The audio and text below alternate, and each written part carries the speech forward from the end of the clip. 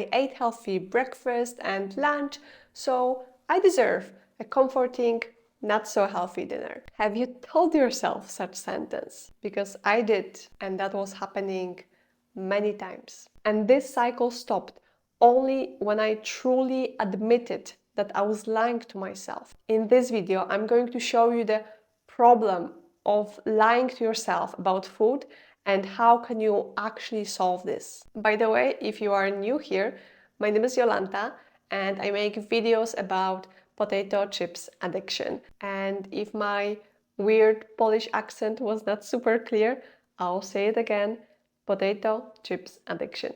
Now, if you want to learn something new today, or maybe test your focus skills, put my video on full screen and watch this 6-minute video. The problem: lying and denial.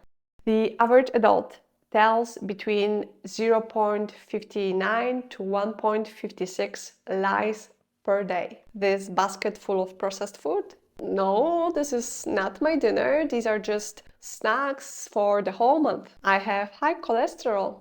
That's just because of the medicine that I'm taking, not because of the trans fats that I'm consuming. This bag of chips is not that bad. I'll burn those calories during my evening workout. And these are just few examples of the lies that I have been telling myself for years. And why are we so good at lying? In this book, Dr. Anna Lembke explains that according to evolutionary biologists, I cannot say this word, evolutionary biologists, we are so good at lying because of our advanced language skills. And lying helps us cooperate in big groups and gives us power to deceive. And sure, lying might have helped our ancestors, but today it leads to loneliness, constant craving, and overconsumption. When I was still addicted to potato chips,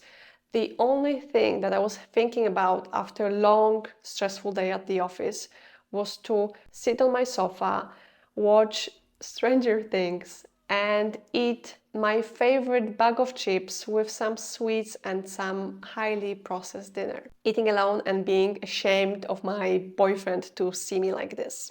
Loneliness, check.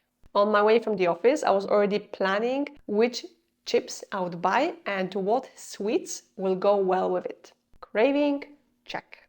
It could not be a small bag of chips and some healthy dinner. No, no, no. It had to be full-blown binge fest. Overconsumption, check. The solution: radical honesty. According to Dr. Lembke, there is practice called radical honesty, where you tell the truth about small and big things. And it's essential not only to recover from the addiction, but to live more balanced life. In today's video, the solution to lying problem is focusing on awareness of the actions. So the autopilot things that you are doing every day. In the same book that I've mentioned earlier, Dr. Lembke was teaching psychiatry residents how to talk to their patients about the addiction. And she realized during the conversation, how deep she was in her own addiction and what steps she can take to stop it. I'll use the same dialogue, but I'll replace doctor's addiction with my own, so to potato chips. Here we go. What behavior would you like to change?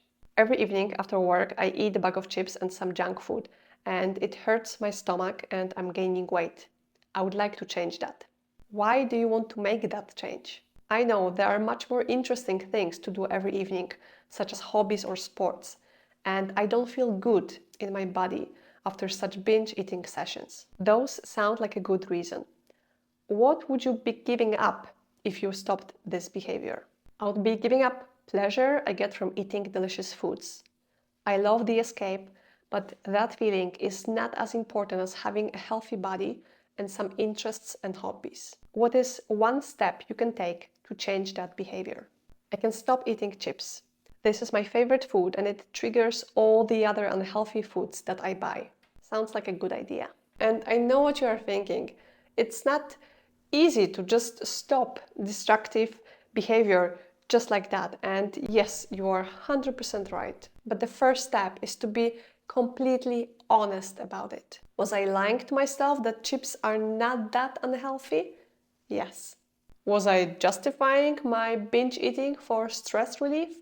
Yes. Was I happy how I spent my evenings? No. I had to be completely honest, no bullshitting myself that there is a problem. Was it hard to admit? Yes, super hard.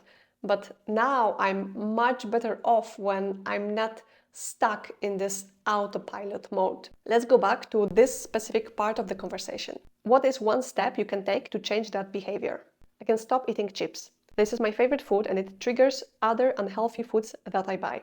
I can stop eating chips. On paper, it sounds simple and easy, but in reality, it was freakishly difficult to achieve. But I'll leave that for the next video because editing 6-minute video is taking me too much time. Next week, I'll share with you the BS lies I was telling to myself, how split-second thoughts could ruin my entire day, and how I had this angel and demon conversations in my head. And I know it's freaky, super interesting. So see you next week.